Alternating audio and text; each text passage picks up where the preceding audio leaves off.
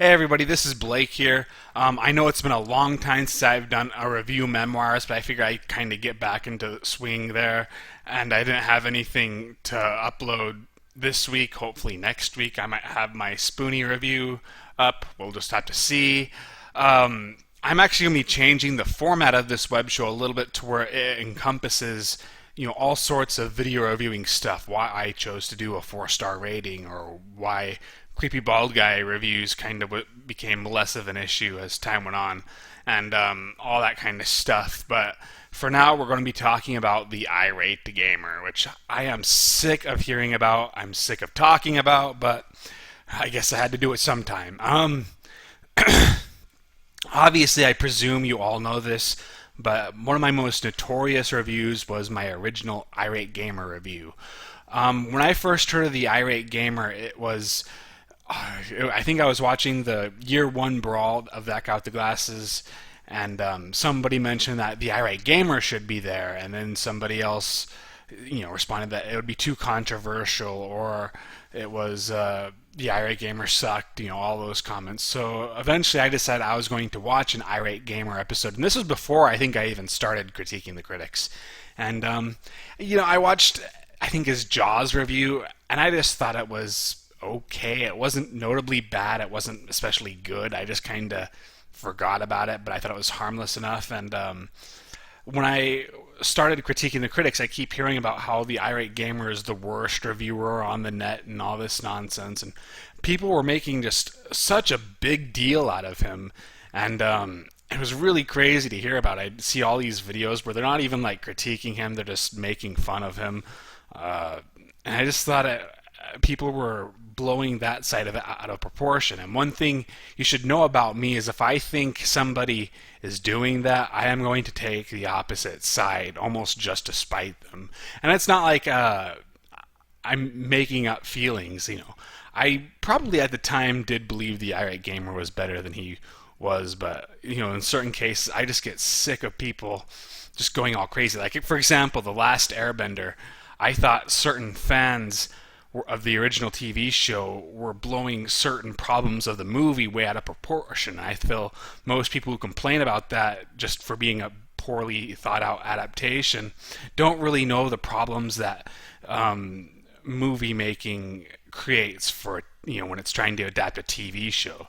And there were a lot of genuine complaints that I agree with, and I don't think it's a good movie at all, but I felt certain fanboys were just, they were wrong in certain areas, so I'd often seem like I was defending The Last Airbender a lot. And that sort of became the problem with my Irate Gamer reviews. I wanted it to be more of a response to the detractors than an actual review of the Irate Gamer. And a lot of people correctly called me out on that, because I don't think that was what I should have done. And I think I didn't really understand why the detractors hated him so much, and I pretty much learned that I probably shouldn't presume that I know everything about gaming when it is obviously not my passion. But I had also relearned that when I reviewed Angry Joe. But so that went on, and oddly, there wasn't a whole lot of controversy. I thought, there was controversy, but people were surprisingly cool about it. They weren't flaming me so much. Sometimes the worst I really think I got was just the Irate Gamer sucks, and the more negative comments towards me were actual just constructive criticism, where they very calmly and accurately explained what was wrong with my review. And so that moved on, but then by random number, I ended up having to do IG Neo later on. And when I started watching that show, I thought it was okay. It seemed like at first I actually did like it, but the more I saw it, the more I just did not see the point of it. I started to notice more information problems, and the humor, even though there were some funny moments, it seemed like I thought the Irate Gamer had his worst moments in IG Neo. Like, I thought that one episode where he was some restaurant video game where he's playing his evil twin brother or whatever. I thought that was almost unwatchably awful. The evil multitasking line is the worst joke ever, even worse than the Rod the Robot gag he ended up doing. But I pretty much saw that as just sort of a pointless, harmless, but ultimately mediocre web show. I think there were a lot of better reviewers who did that same kind of style, but they were much more interesting and entertaining. But once again, I think the only real problem that episode that came out of that episode was I got drum roll confused with rimshot or something like that. I don't remember which one I actually said. But that was kind of embarrassing. I don't know how I got that wrong. And so that was really awkward. And but otherwise, I wasn't too big of a fan of that video because I just thought it was kind of boring and flat. Not awful, but very forgettable. And so I did not enjoy that episode. Even when I saw it at the time, I just thought, eh. But whereas I was kind of proud of my first Irate Gamer video just because I thought it was relatively well made compared to my others at the time. I don't necessarily think that now. But so over time I decided I was going to go ahead and start re-reviewing certain reviewers. And even though I didn't think my Irate Gamer video was my worst, I'd probably say the Angry Video Game Nerd, my first one, or the Nostalgia Chick reviews were technically worse than the Irate Gamer review. I figure I might as well reclaim some of my dignity where I actually review the Irate Gamer. And I ended up giving him a 2.5 stars, and you know what? I feel I was wrong there too. I'll explain why in a little bit, but when I did a re-review, at the time I was really proud of it. Even though there were some problems, I thought I did a relatively good job critiquing the Irate Gamer. Some people even commented saying that it was the best Irate Gamer review out there.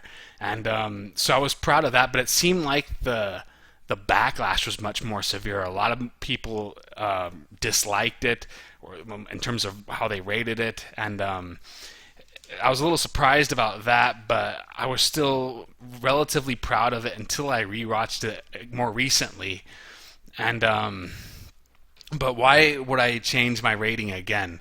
Somebody pointed out, and this should have been obvious, that my web show is called Critiquing the Critics, so maybe critiquing should play a little bit more of an important role whenever I rate somebody, and that is actually a very, very good point. Since the Irate Gamer is a horrible critic, I probably should have been a little bit more harsh there. And one thing too is that even though I gave him a moderately positive review, I'm not really a big Irate Gamer fan. I mean, I don't think he's that bad, but I can't say I've watched anything of his for like at least a year now. In fact, when I re-uploaded that episode, I got into this discussion with Guru Larry, and he pointed out that the Irate Gamer hadn't updated or done an Irate Gamer episode for like 8 months or something like that. I didn't even know because it's been so long since I've actually watched one of his reviews. And it's just one of those cases where I didn't think he was awful, but I wouldn't call myself a fan either. I don't continuously watch his videos anymore, and I do acknowledge the bigger faults. So that video actually eventually got flagged, and so at the time I was really bummed out. I wish they would have done the first video instead of the second, but at the same time I figured, I'd probably give him a 2-star rating by now, and I was actually thinking, should I do another video about this? And then I just decided no, I was not going to do another video. But yeah, if I were to go back, I would say I would have given the Irate Gamer a 2-star rating. I think he's one of the best video producers in terms of, in the video reviewing world, and I think he does have some funny moments, although that's canceled out by some really bad moments. But yeah, he is definitely a pretty poor critic, and I was definitely too generous there. So when that video was taken down, I ended up re-uploading it on Blip, and it is actually my most watched video on Blip, as one would expect. But it was also, I think, the first video I ever posted to Blip, and I just re-uploaded it recently, and it seemed like that got a little bit more crap than I anticipated, as if this was something new.